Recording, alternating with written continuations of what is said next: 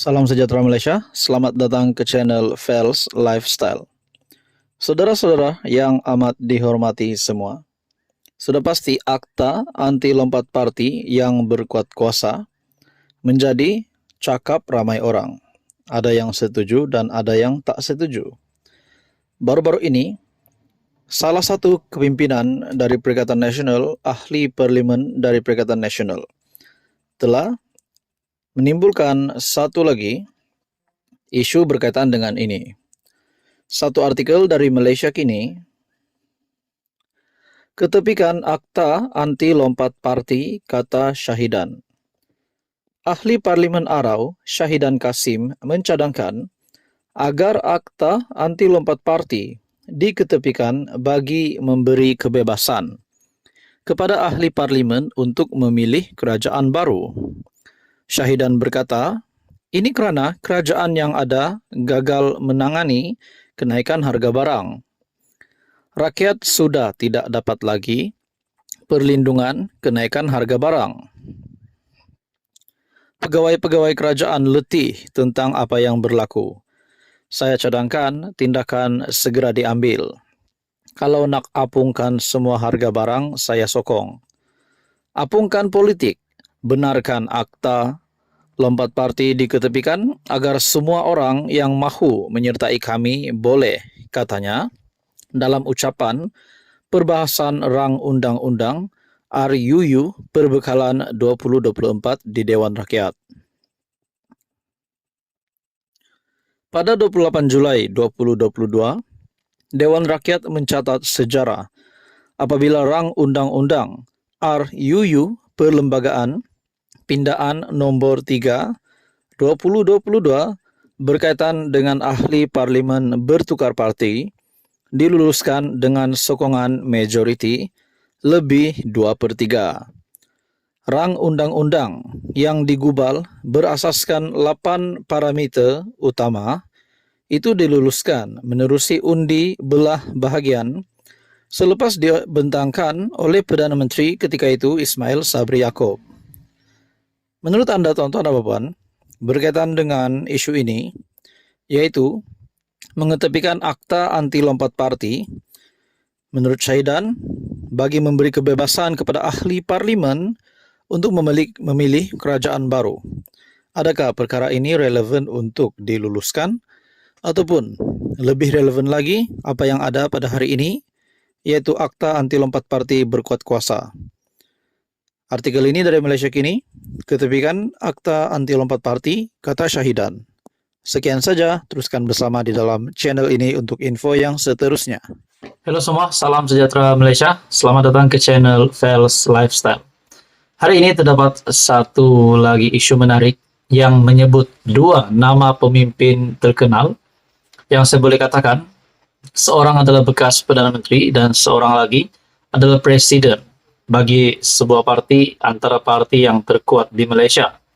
Tidak lain dan tidak bukan, keputusan berkaitan dengan kes 3R yang melibatkan nama Tun Dr. Mahathir dan juga Hadi Awang. Dalam sebuah artikel baru-baru ini mengesahkan AGC ataupun Jabatan Peguam Negara masih meneliti kes 3R, Dr. Mahathir dan Hadi Awang serta Muhyiddin. Nah, bagi saya ini pasti satu lagi kejutan baru untuk Perikatan Nasional untuk Mahathir, Hadi Awang dan Muhyiddin. Artikel dari Malaysia Kini, AGC masih teliti kes 3R, Dr. Mahathir, Hadi dan Muhyiddin. Nah, ada yang bertanya, adakah setelah nama ketiga-tiga pemimpin terkenal ini yang dilibatkan dengan isu 3R, adakah ketiga-tiga penama ini boleh dikenakan tindakan undang-undang berisiko untuk ditangkap? Nah, semua itu akan menjadi persoalan dan kita nantikan saja keputusan selepas ini. Lebih sebulan sudah berlalu sejak polis menyerahkan kertas siasatan kepada Jabatan Peguam Negara AGC mengenai case Dr. Mahathir Mohamad, pengurus CPN Muhyiddin Yassin, dan Presiden PAS Abdul Hadi Awang. Bagaimanapun, sejak itu, tiada sebarang kemas kini berhubung dakwaan bahwa ketiga-tiga mereka telah menyentuh perkara berkaitan kaum, agama, dan raja-raja, ataupun kita lebih tahu 3R. Semua kertas siasatan telah diserahkan kepada AGC, kata Ketua Polis Negara Razarudin Hussain kepada Malaysia Kini melalui pesanan teks ketika ditanya mengenai perkara itu. Ini bagi memastikan sama ada timbalan pendakwa rakyat telah mengarahkan polis mengumpul maklumat atau bukti tambahan. Apabila Malaysia Kini menghubungi AGC untuk mendapatkan ulasan, sumber berkata perkara itu masih sedang diteliti. Sebelum ini dilaporkan Mahathir disiasat berhubung dakwaan kenyataannya terhadap institusi diraja. Dalam pada itu, Hadi Awang disiasat mengikut Akta Hasutan dan Seksyen 233 Akta Komunikasi dan Multimedia berhubung ucapannya di Johor pada 26 Ogos lalu. Manakala Presiden PAS ketika berucap telah mempersoalkan lembaga pengampunan, mendakwa cara pemberian pengampunan tidak berdasarkan ajaran Islam.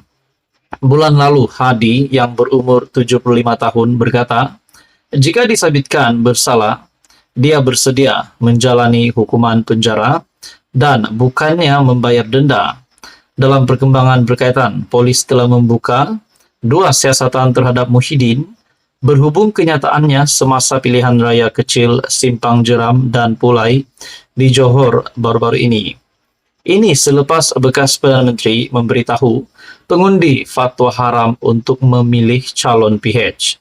Kes disiasat oleh pasukan petugas khas polis mengenai 3R mengikut Seksyen 505 dalam kurungan B, Kanun Keseksaan dan Seksyen 233 Akta Komunikasi dan Multimedia. Muhyiddin kemudian mendakwa ia hanya kiasan dan kenyataannya diambil di luar konteks. Pada Julai lalu, polis turut membuka kertas siasatan terhadap pengurus CDAP Lim Guan Eng kerana kenyataan yang didakwa menyentuh 3R. Dia kemudian mendakwa bahwa pihak tertentu telah memutar belit ucapannya itu. Tiada perkembangan mengenai siasatan kes ini juga.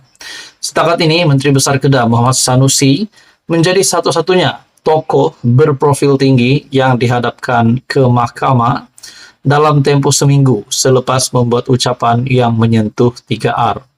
Dia menyampaikan ucapan itu pada 11 Julai dan didakwa mengikut Akta Hasutan pada 18 Julai. Nah, saudara-saudara, bagi saya ini satu kejutan baru, dan apa yang saya sedari, terdapat 3 bos besar Perikatan Nasional di sini yang disebutkan di dalam artikel ini berkaitan dengan isu 3R. Pertama, Muhyiddin Yassin, kedua Hadi Awang, dan yang ketiga adalah Sanusi. Nah, bagaimana pula dengan Tun Mahathir? Adakah beliau kita boleh katakan juga sekutu PN yang menjadi bos besar PN juga, ataupun bos besar pembangkang yang juga disebut di dalam isu 3R. Jadi saudara-saudara, tuan-tuan dan puan, apa komen Anda?